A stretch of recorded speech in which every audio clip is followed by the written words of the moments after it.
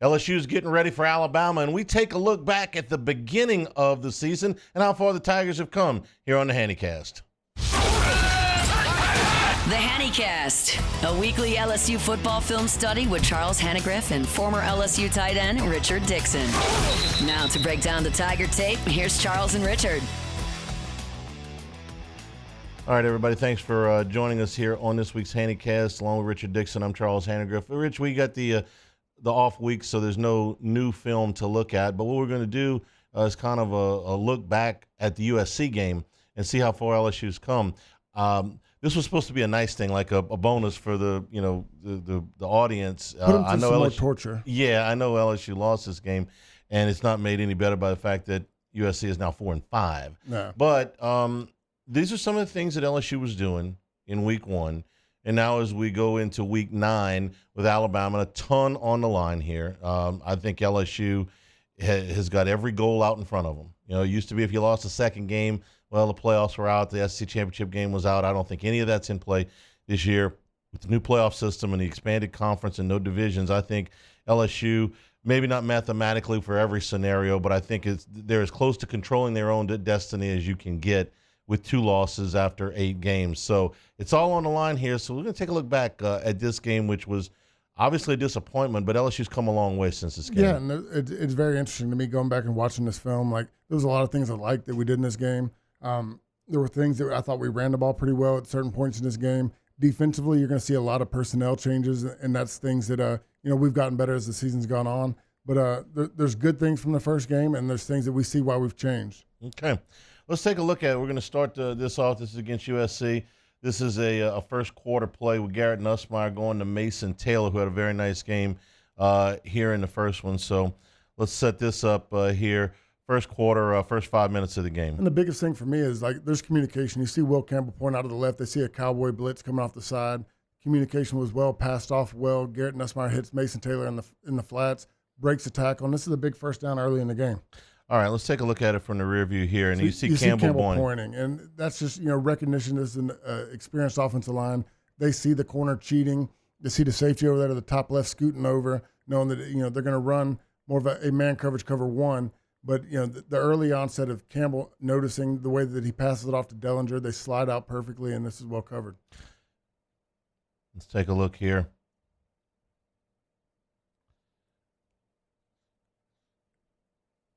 Taylor breaks one tackle, gets down inside the 25. The thing for me was, like, going back and watching this, and when I'm picking plays, I was like, we should have won this game. Like, I go back and think about, like, in the 6 minutes in the fourth quarter, we're still winning.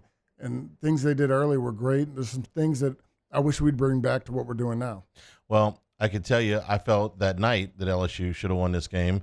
And 2 months later, I have not changed my mind on that. As a matter of fact, I'm a little bit more having watched USC's season unravel, which I didn't think. I thought Miller Moss was a good quarterback. I thought that they were going to have a good season. I didn't think they were going to win the Big Ten or anything. And their travel and all that stuff is demanding, and that's a whole different conversation. But I left Las Vegas thinking the USC was pretty good. Yeah. And I was wrong because they're not. But you also, like, to that point, USC had some people after their first loss or second loss. These guys on the field right now are no longer with USC. That's right. Bear is transferred out, I think, 2 weeks later. Yeah. And, of course, there's some guys up here for LSU.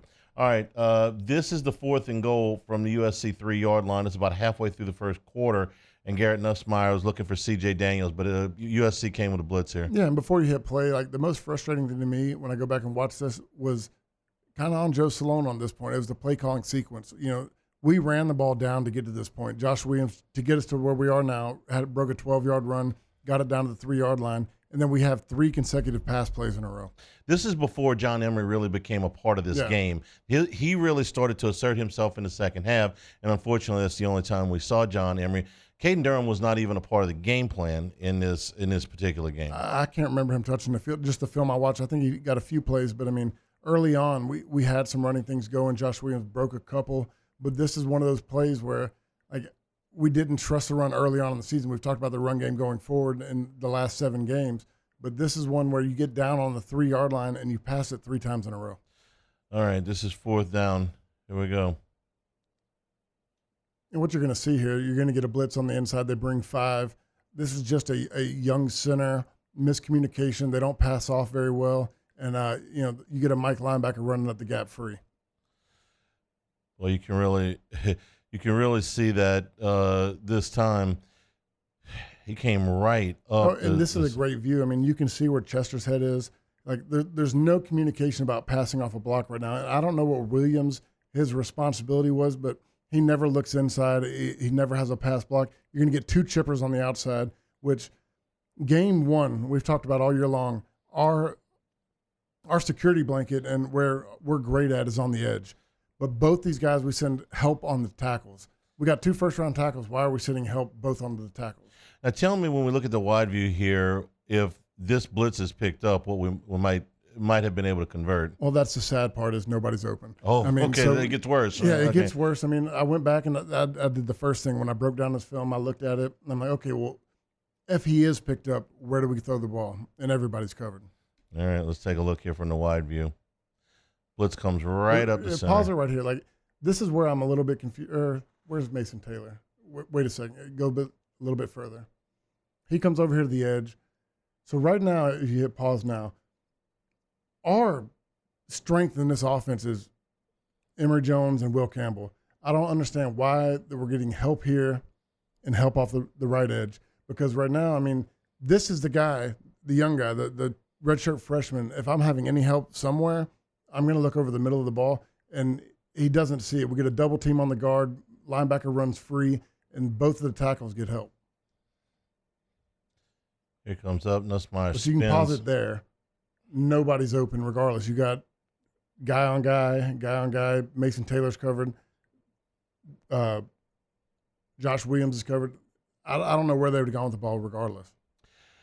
And that, kind of, it set a little bit of the tone. Yeah, I mean, this is that night. If you score on this drive, I don't know, it's just going to feel a lot different. Well, not only that, like I watched, going over the play sheet, this was a 9 or 10 play drive. We had an 8 play drive. We had multiple 8, 9, 10 play drives without scores.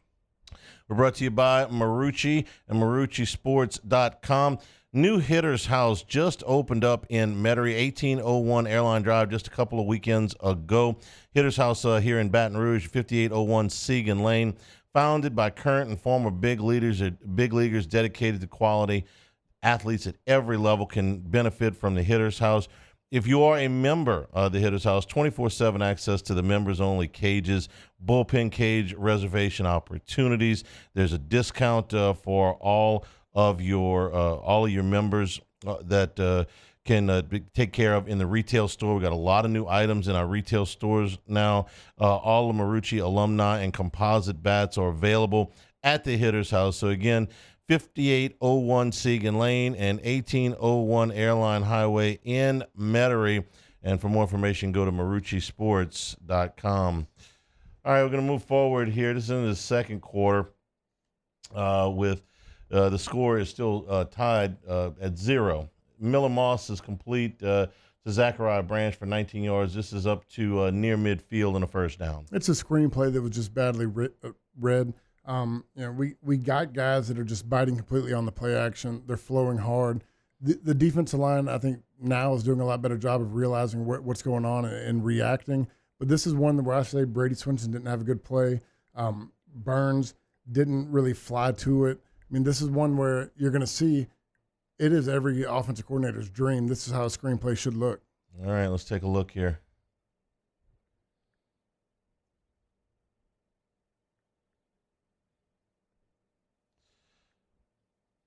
It's a cover 3 that, you got a young corner right there, Stamps. It's kind of in like guessing what's going to happen, and you're going to get a really good look once we get to the wide view. But on this tight view right here, when you watch Swinson, and look, what we talked about it last week, this is another one of those deals we do heavy offset to the left. All 3 defensive linemen are on the left. You got one wide guy. He's going to be your zone dropper. He's got to read this because anytime you get this many offensive linemen with a free release out to the right, he's still blocking it like it's a run play. He's got to attack the guy on the inside, outside. He's got to realize what's happening and just react. Yeah, this is a man-made hole on the left side of USC's. Why wouldn't they try to get into something between where Swinson is and where Perkins is? That guard comes to the next level. He takes Perkins. He's got a great angle there. You got a great angle on Swinson. You've got a man-made hole. I mean, you're 15 yards before you get to where Gilbert is. This is something we've seen 7 games going on. I mean, we are gambling right here. It's a passing down, a passing situation. We're in second and 11. We're bringing our blitzers in. We're bringing Suggs in, who only plays in passing situations. You got Shand out to the left. You know, it's strange that we got Savion Jones is out of the picture right here. We bring in our heavy pass rushing guys. I haven't seen this run against them again. No. You would have thought you see this on film. You might see it again. How would LSU take a look at this now with the personnel differences? Well, I think what you have now is you got guys who are reacting better. I mean, Swinson is playing at an All-American level at this point.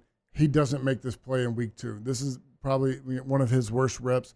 He reads outside zone. He's trying to not get reach blocked by the tackle, but understanding when you see the next clip, the amount of offensive linemen are let free. I mean, a screen is read and react. You got to understand that you don't come free that easy. You got to understand what's happening. All right, let's take a look here. Now, let me back it up here. It looked like Shan was trying to slide him inside. Yeah, and he didn't. But even that, I mean, there's no 3 free rushers. And you're going to see a really good clip from the wide view. You got a 3-drop zone, or cover 3. Once he crosses, the wide receiver crosses over here, he releases, but he still keeps dropping. He doesn't play the attack. You got Swinson. This tackle's going to get outside. He plays run game the whole time. He stays on the outside, and he's got to realize once he sees the other 2, the guard and center, getting width and getting depth, that he's got to beat that guy and get to the spot. And this is another one that I'm not sure.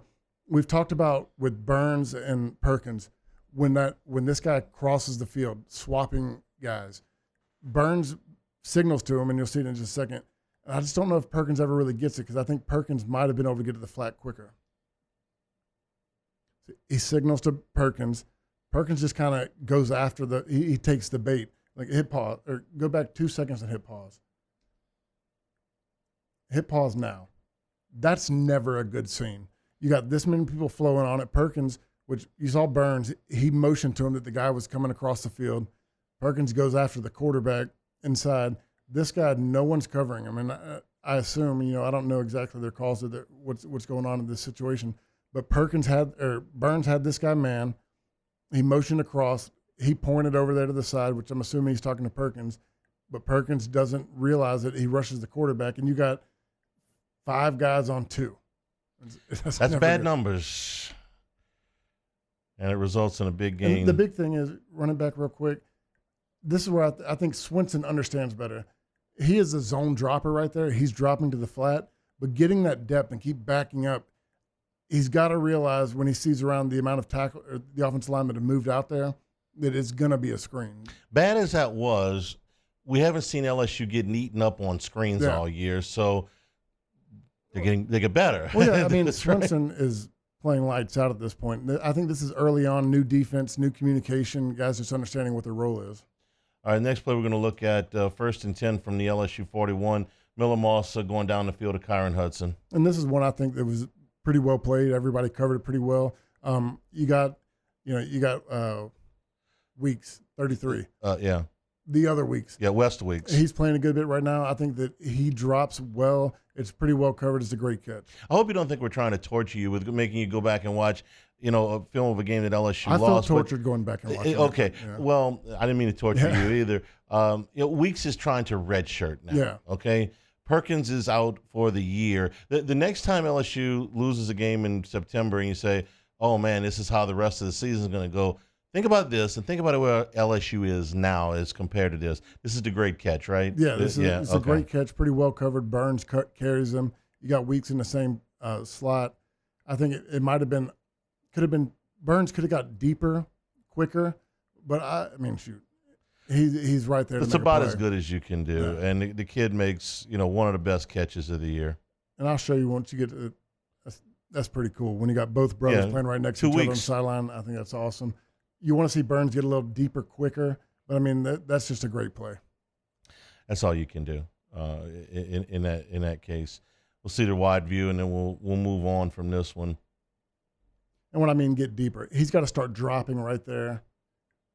He could have cut him off a little bit, but I mean, still, it's just a great play. They make that play, you got to kind of tip your hat on that one. We're brought to you by Dependable Storage with 8 locations across Louisiana, 1 in Gulfport, Mississippi. Facilities also in Slidell and Youngsville. They'll match any competitor's pricing at Dependable Storage, offer convenient online rentals and payments, and offer free use of the moving truck for new rental move-ins. Clean, secure, and conveniently located facilities. Check out the website at dependablestorage.com for location, pricing, and rentals. Skip Bertman always said, Dependable Storage wants your stuff. Let's move forward here. This is one of the better runs of the night for LSU. This is Josh Williams. We're still in the first half here. This is early in the second quarter. Yeah, and look, this is a great run. I give Josh Williams a lot more credit. I felt like I was frustrated at the game at the time watching him, but this is just a bad look. And once we get to the backside view, I'll show you. I mean, we have 2 receivers, what we talked about a lot earlier, playing in tight, bringing guys into the box. Essentially got Thomas playing tight end right now. He's foot to foot with the tackle. That is a tight end basically at this point. So you're going to have a wide receiver playing tight end. You got Daniels on the backside. It's just I don't like having wide receivers in the box to block people because they typically don't do a good job against defensive ends. I mean, they are outweighed by 100 pounds. And this is one where I think Jamal Thomas actually does an amazing job blocking this guy. But you have an MA. This is a situation where Emery and Jamal Thomas have a double team called a joker out to the outside guy, and you'll see it the wide view. But they both get stuck on one. We get a 10-yard run right here, and it's a great run by Williams. But this is a play that could have been busted for longer. You got 8 on 6 up here on the line. I realize 2 of these 8 are wide receivers, but I'm a little surprised USC didn't close down here a little bit more. No, I mean, technically it's 6 on 6 because I'm not asking either one of those guys to block a 280-pound defensive end. No, but you're getting away. let's watch the cut. I say all that to say Jamal Thomas, like great Jamal Thomas, right? Or am I Xavier. Yeah. I played with Jamal Thomas at LSU. That's right. why I'm getting confused. Xavier does a great job, and it's unbelievable. Like he does a hell of. I don't like the look. He blocks the hell out of this guy. But Emery's got to understand that you got these 2 on these 2. And it's an MA on Emery, in my opinion, because once this guy takes the edge of Thomas, he's got to work up and block this guy. And you'd have really been on a one-on-one, could have been a bigger play, but you get 2 to 1 and get 2 free guys. Nice cut by Williams, too. He makes a guy miss, and that's one where, Emery's got to, he's a veteran. He understands right there that you got to work up. No, we haven't seen that look very much since then. There's a few looks in here that I really, that one not necessarily like. I think Thomas did an amazing job for a wide receiver blocking right there. But there's things that I wish Thomas was way more involved because he's a great player, and I feel like we haven't been getting him the ball enough. Well, here's another play where Xavier Thomas gets a pass for 11 yards and gets into USC territory for a first down. This is later in that same drive. And this is one of the plays that you heard, I don't know if it was Monday or today's Monday. There was an interview with Brian Kelly about screens. Here's a bubble screen. We get a great look. We get him the ball. You got Pimpton out there. You get Daniels with a good block. These are plays I'd like to see more because I don't feel like I can remember the last game we ran a screen in. And we ran them early on. You'll see in the next look. Okay, so let's talk about some of the personnel. You got Caleb Jackson in the backfield, who we've seen not as much as we thought. Xavier Thomas is playing, but you're right, we haven't seen this look. And Pimpton, we haven't seen as much since earlier in the season. It's interesting to me because Pimpton was a big part of this game, going back and watching all the plays. Thomas was a big play. And Xavier, Trades Green is essentially taking those reps, right? Yeah, he's taking the reps of him, but I really love getting him the ball. I mean, you get the look right here. This is going to be a bubble screen. Hit pause. This is what you want in a screen. I mean, there's 3 guys. You're going to have the deep safety. You have everybody blocked. Get the ball in a playmaker's hand and let him go do something. But I haven't seen us throw a bubble screen, and I can't tell you how long. I think what Brian Kelly said was our offensive linemen are like elephants on skates. But these are on this play, if we're running back again, these are not offensive linemen out there blocking on this bubble screen. No, this is a tight end and a wide receiver. Tight end. I mean, look. And Daniels blocks. You got to get this play back involved. Like I heard the reason that you're not getting looks because your offensive linemen are blocking. You're not getting heavy rush looks. You want to run a screen against a heavy rush. That was not a heavy rush. That's a quick bubble screen that, Jimbo Fisher, when I played, was big. We had a check bubble on every run play we had. that just if you got the look you had 2-on-3, throw the run and let the guy go make a play. And Nussmeier recognized Yeah. this very well. 25 years of experience, Lake Urgent Care is dedicated to providing quality care close to home, treating minor illnesses and injuries for ages 3 months and up at 17 convenient locations in Baton Rouge, Hammond, Livingston, and Ascension Parish, plus occupational health and weight loss solutions. As a seamless extension of Our Lady of the Lake, patients can access care from anywhere with the MyChart patient portal. Our urgent care centers are open 7 days a week, so you can walk in, check in online, or schedule a virtual care visit at lakeurgentcare.com. All right, let's move forward here. We are into the second half now. This is a complete pass for 41 yards. This is one of the biggest plays of the game, and Miller Moss takes advantage here. In a 3rd and 10, which where you want to feel comfortable about your percentages and stopping 3rd and long. But this is one where I think we're early in our defense. You got guys playing multiple positions. This is a miscommunication somewhere between Weeks and Burns. I don't think Burns drops far enough into the pocket. You get Weeks overreacting, and it creates a big gap. That's why I should play.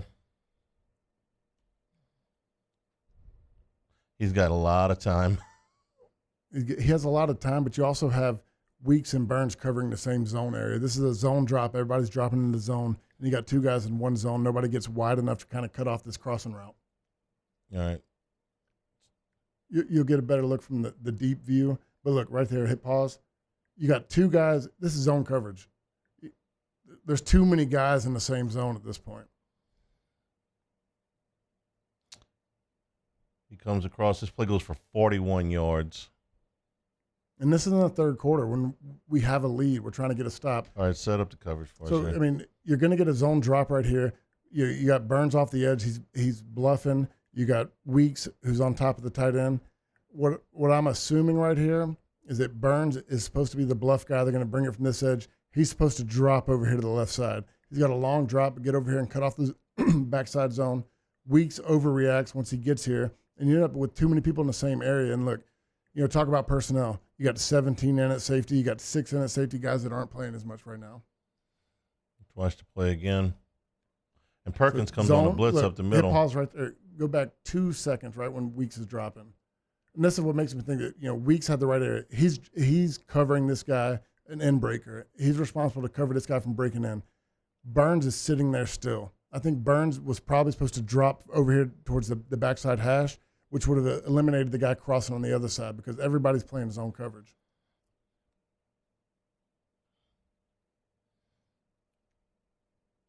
Oof. A little block in the back there, huh? Yeah, but we still, to me, You're not getting that call. The big thing now that I think where our defense is playing way better is everybody is comfortable in their spot. At this point I don't in the think we're game, seeing a lot of crossing routes that are just No, I mean, crushing them. early on, we were rotating it with Perkins in and moving different guys in. You saw Wes Weeks, you saw Whit Weeks, Penn, Perkins. People were moving around so much that I just don't feel like they were really comfortable in their assignments. All right, this next play we're going to look at is a long run by John Emery. This is about midway through the 3rd quarter. Oh, this is one of this is when I got excited about John Emery coming back. This is he looked like his younger self. He made some good cuts. This is a really skinny hole that he gets through. Man, it's quite impressive. And what you do with Pimpton on the outside, this is early on. We played a lot of 2 tights in our run game, and you have Mason Taylor on the left side, Pimpton. This is an RPO action where they still respect the run. This is the first hit pause. We still respect Garrett Nussmeier pulling the ball. And you're going to see it from the end because later in the year, what you're seeing now is this guy right here is crashing so hard, but at the mesh point, he's paused. He's waiting because he's still expecting a quarterback with the ability to pull the ball. This is what this play is supposed to look Yeah. like. So watch it here. You pulling backside guard and tackle. You see 34, the way he stops and plays Nussmeier. Nobody's stopping to play Nussmeier anymore. I mean, watch him come off the edge. He gets to a level position. The next clip, he widens his feet. He's expecting Nussmeier to pull the ball right there. He's playing the pull. We don't have that anymore. Right now, there's enough tape out that he's not going to pull the ball. This guy never stops and probably hits Emery in the backfield. And I don't blame him because look at the hole that is there where Emery is initially running, where the guard, the tackle are pulling on the play. There's no room over here. No. The room's over there, And but that's Emory where- makes a very nice cut. He just gets skinny. I mean, right there, like he plays it to the perfect point. He gets skinny. He hits the small gap. And because that defensive end respects the pool, he does not crash down on the backside. Should do more of that. If you pull it, it'll work. Let's watch it again from the wide view. And look, the other big thing I wanted to point out about this, if you run it back, they respect the RPO. When Pimpton releases out wide, and that's also another reason why you're going to get a little pause because he's expecting a reach block. But watch the safety. It opens up this gap. It gives you a bigger lane because they're rushing down to cover the pass. This is an RPO play. This guy right here, he flies to which opens up that middle gap and gives him the big seam. 39 yards down to the USC 29-yard line for a first down there. Next play was another run, and I think this is the next play, or maybe two plays later, where Emory hits one down inside the USC 30 here. I think we're down on second and 10 to USC 29. And this is something that we're just not seeing a lot. I mean, we run a sweep play, same side run play. What we talk about, we've talked about multiple weeks in a row. When Emory, the running back, lines up on the left, we're ended up moving to the right. We're getting a bunch over here. Again, too tight. We got Pimpton in. We got Taylor. And we just run a simple sweep play and get two big guys out there on the edge blocking. Let's take a look from the end zone view. Emory was feeling it at this point. Oh, he was getting rolling. I got super excited because his injury in the next Monday after this game just kills me because he really got rolling in the second half. And they flexed Taylor out and put Daniels in between. So you're running him. a bunch set out of two tights. Yeah. You got Pimpton on the far bunch. You got Taylor playing the point. They get good blocks. I mean, it's stuff I want to see more because it's same side run. I mean, right now we're so heavy on opposite side of the running back run plays.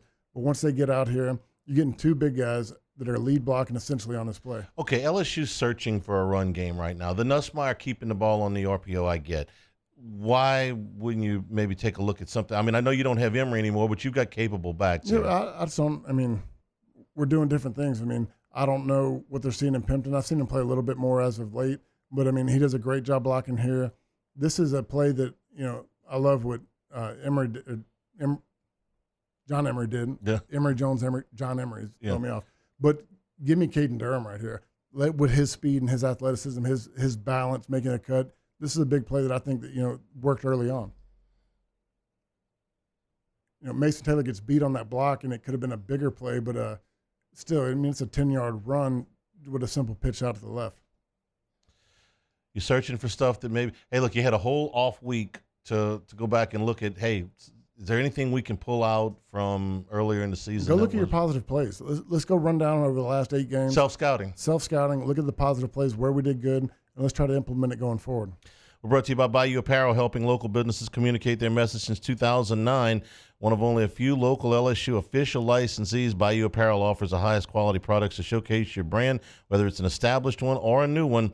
Bayou Apparel design experts can help you create eye-catching designs that fit your company's message with logos, event T-shirts, and promotional items for your business. Call 225-928-9090 or go to the website at bayouapparel.com. This is a pass from Miller Moss that he's looking for Kyle Ford. This is after LSU had taken the lead. We're into the early parts of the fourth quarter here. And this is just something that actually we're seeing more come to fruition lately. Great pressure, great aggressiveness from the defensive line, getting home, getting your hands up. Deshaun Womack making a great play, batting the ball down. Almost interception right there. I mean, we could have had multiple tip balls. I mean, we're seeing a lot of this lately. But there was still – this defense showed flashes early on. It's a strange blitz to me because if you go back, I don't know if Gio Paez tries to run a spin move that runs him out, but you end up essentially with Perkins and Womack in the same gap. But Womack gets home and makes a play. Now, Perkins has been out, of course, so he's not available to him anymore. And we've seen a little of Womack. I thought maybe actually we might see a little. I thought we'd see him more lately. I mean, especially going back and watching this game. He made a lot of plays in this game. Obviously, we're happy with what the defense has been doing for the most part lately. But early on, there was a lot of good looks, and we created that havoc we keep talking about from game one. Now we're going to move to – this is a 4th and 9 and LSU's going to get off the field here as well. It's on the same drive, and I thought about putting these plays back to back, but it's very similar. I mean, these guys were rushing. This probably should have been Weeks' first interception of the season, but we run a cover 0, I believe. The first one's cover 0. We get home on this one, great blitz, and we get another hand up, bat the ball down, and Weeks almost comes down with an interception.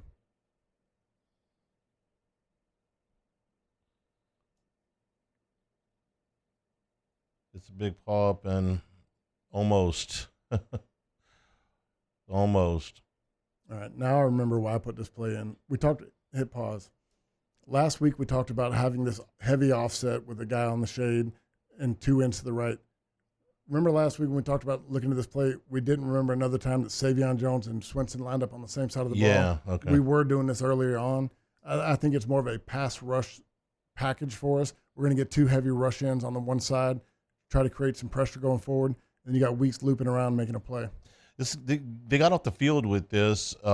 The interception would have given them better field position, obviously, but this was a 4th down and 9, and that's Jones with the bat. And what part of the game is this in? Is this 8 minutes to go, 8.5 minutes to go in the game in regulation. Yeah, we have a lead at this point in the game that we're talking about just finishing. And I go back to the point where Brian Kelly slams his fist on the desk saying, "We just have to finish the game."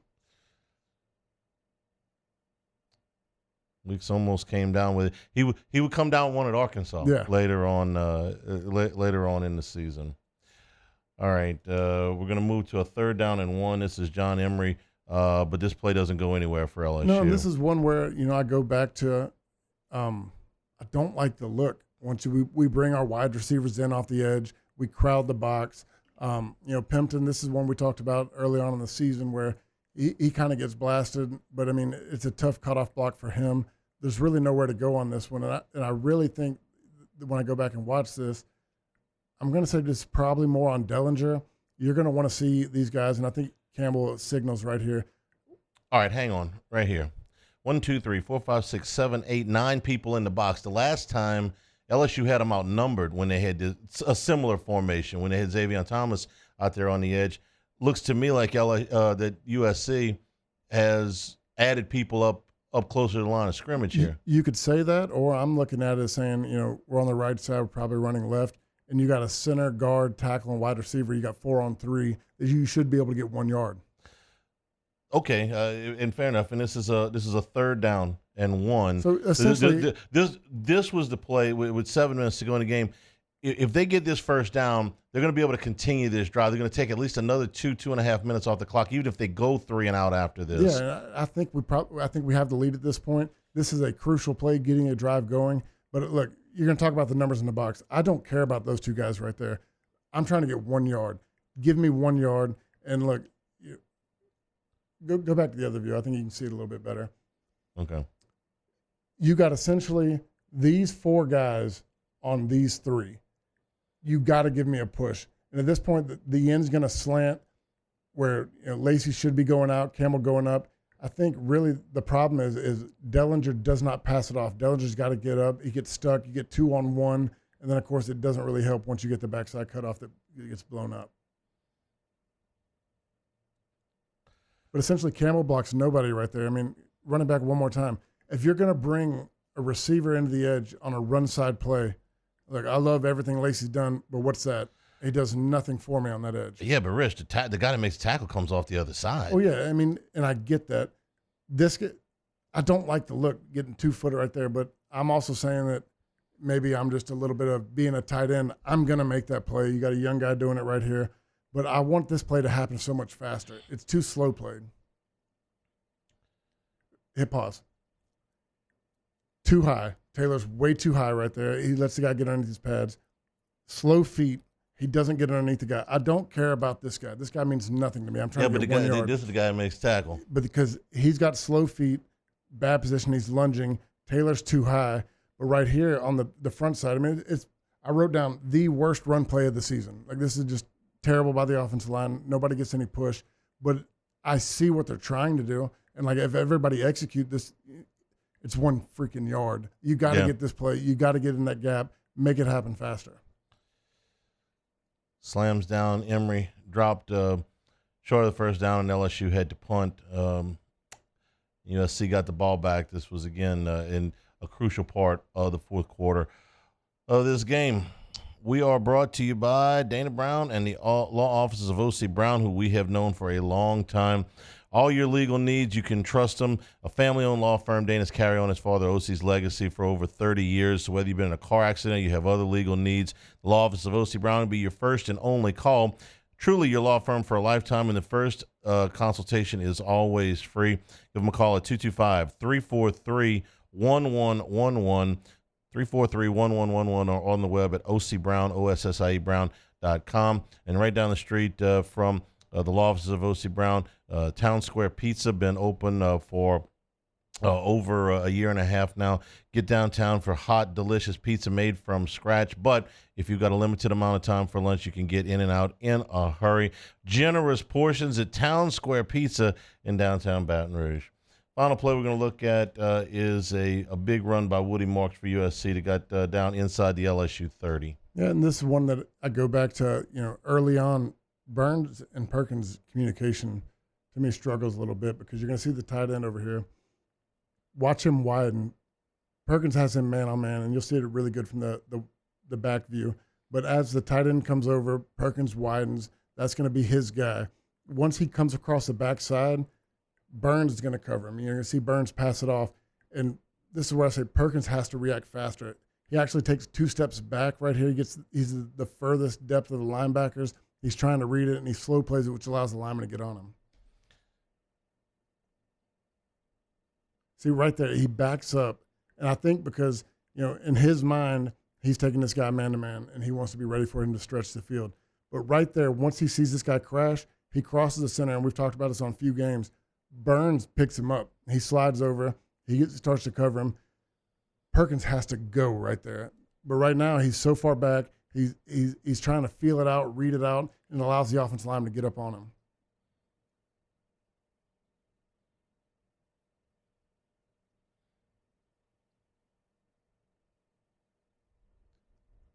All right, let's take a look at it from the end zone view here. And this is another one where, Guillory, he gets kind of bullied right here. Who's another guy who is no longer available. You're going to have 2 guys crashing to the inside. Well, Guillory does not anticipate or expect this guy to come crashing down. He's going to shove him 3 gaps over, which creates that wide hole, which makes it even more important. So once Perkins right there, he sees that tight end coming to the backside, either it's a backside cutoff or it's a backside passing route. But either or, once he crosses that center, Burns is going to pick him up and run with him. He's got to stop slow playing. He can't keep backing up. Once he sees him crash, he's got to go. Pause right there. Like, there's no way in hell you're telling me that, I know the athlete that Perkins is. He can't be sitting there waiting once that guy crosses the center. You can't have the tackle get up on you 5 yards past the line. He's got to beat that guy. And look, Penn gets beat here, right here too. Where'd I show you? Guillory, look where he's at right now. He started on the right side as a shade inside technique, and he is thrown across the field. I mean, this is one where, all in all, no one did a good job on this one, but it's so close to where if they do the job, like, I'm not saying that they get a big stop and they win the game, but this is another one of those situations where a short gain turns into a big gain.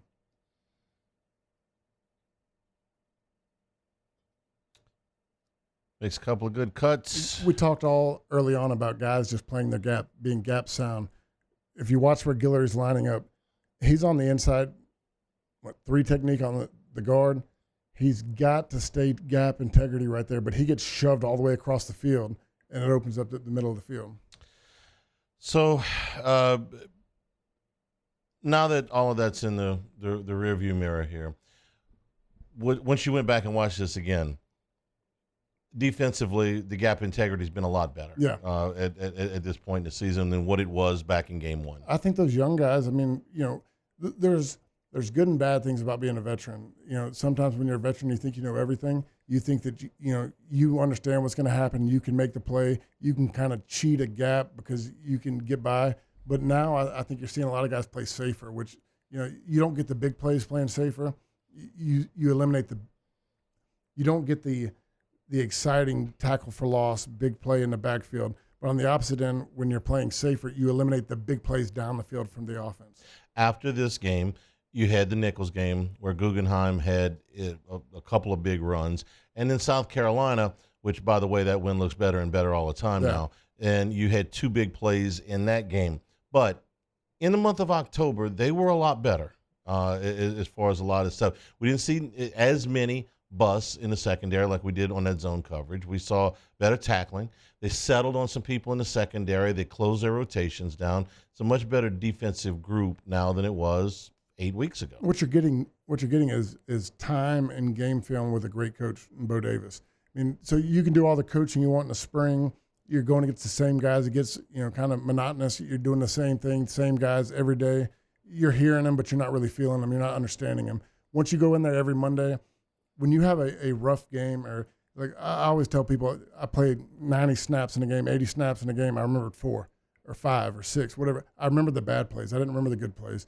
And these are when you get this coaching. Guys are heavy on the 6 things you did wrong in a game, not the 80 things you did okay or better. So once you get this type of coaching, you really settle in. Like, that cannot happen. Big plays happen when you get pushed, wide and 3 gaps over. So I think, the biggest thing to me is these guys are getting, game reps, game film, and getting better coaching on certain situations. Offensively, there's some run concepts in here that we haven't really seen a whole lot of recently. I don't know if we're going to see them against Alabama.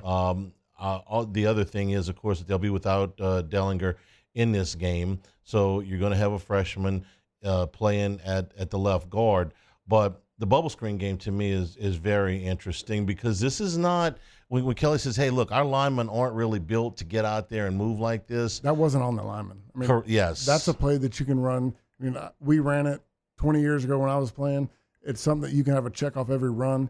And, Thomas is a guy I want the ball in his hands. I mean, he's a guy that really excites me when he gets the ball in his hands. He always makes a play. He's a Jarvis Landry to me. He's very gritty, tough, kind of has that running back mentality at a receiver.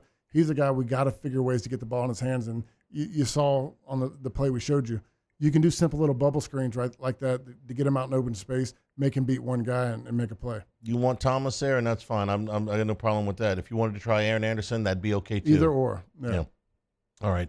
Huge game coming up this week. It's a big, big week here in Baton Rouge. So hopefully the storm will not impede us too much. Not even looking at it. If you're watching this podcast way after the fact, look, it's the Monday of game week. So as we record this, a November storm. Yeah, I don't want to hear about it. Okay. For Richard Dickson, I'm Charles Hanagriff. This has been the Handycast.